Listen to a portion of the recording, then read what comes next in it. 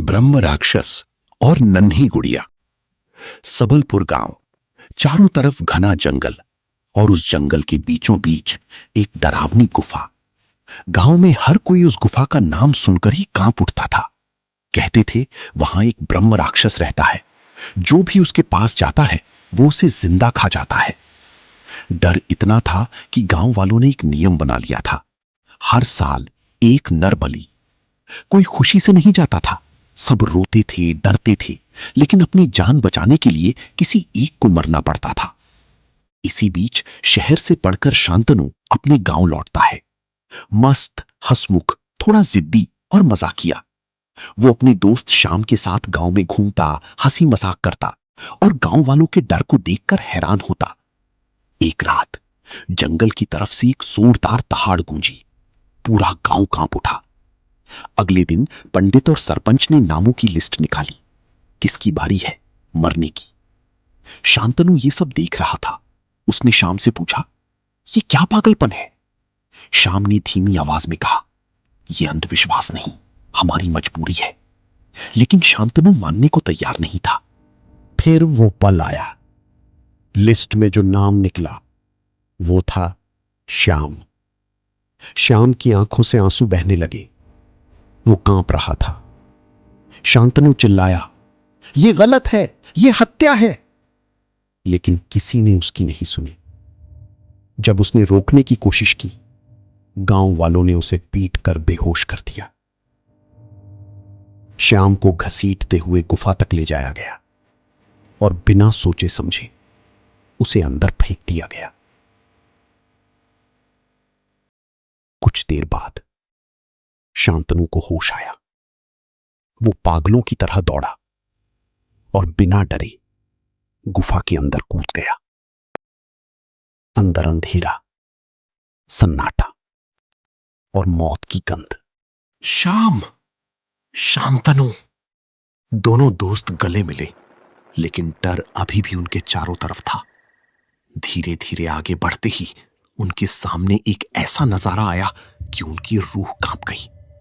एक 9 फीट लंबा भयानक ब्रह्म राक्षस, आधा इंसान, आधा जानवर और आधा पक्षी।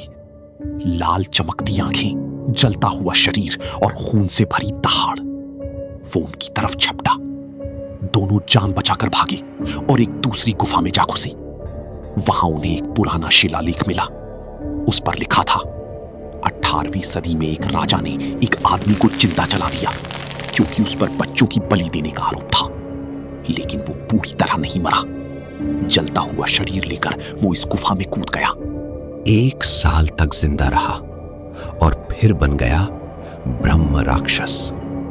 उसकी मुक्ति तभी होगी जब उसकी आंखों में जलती मशाल डाली जाए। शांतनु को वहां एक कब्र भी दिखी, लेकिन उसने उस वक्त ध्यान नहीं दिया।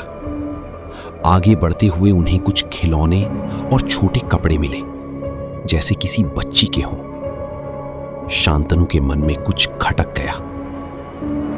दोनों मशाल ढूंढने लगे। तभी ब्रह्म राक्षस फिर सामने आ गया।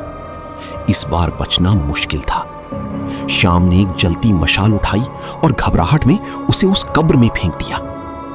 जैसे ही कब्र में आग लगे, ब्रह्म राक्षस जोर जोर से चिल्लाने लगा। गुफा कांपने लगी। वो पागल हो गया। गुस्से में वो दोनों की तरफ दौड़ा। अब मौत बस कुछ कदम दूर थी। तभी शांतनु ने जेब से वो खिलौना निकाला और ब्रह्म राक्षस की तरफ बढ़ा दिया। अचानक वो राक्षस रुक गया। उसकी आंखों में गुस्सा नहीं, दर्द था, आंसू थे। धीरे से शांतनु बोला, तुम राक्षस नहीं, तुम एक पिता हो। श्याम हैरान था, क्या बोल रहा है तू? शांतनु बोला, ये इंसान निर्दोष था, इसे झूठे आरोप में जलाया गया। इसकी एक छोटी बेटी थी जिसे ये इस गुफा में छुपा कर रखता था, लेकिन किसी दुश्मन ने उसकी बेटी को इसी गुफा में जला दिया। ये कब्र उसी बच्ची की है, तभी ये आत्मा यहां भटक रही है।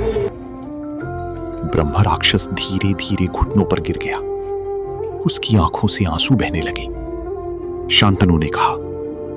आज उसकी बेटी की आत्मा को शांति मिल गई है, अब तुम भी मुक्त हो। अचानक वो विशाल राक्षस एक चमकती रोशनी में बदल गया और गायब हो गया।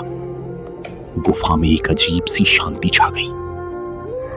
लेकिन कहानी यहीं खत्म नहीं हुई। गांव लौटकर शांतनु ने सबको सच बताया। नरबली का ये खेल ब्रह्म राक्षस का नहीं, हमारी ही सरपंच का है। सब चौंक गए।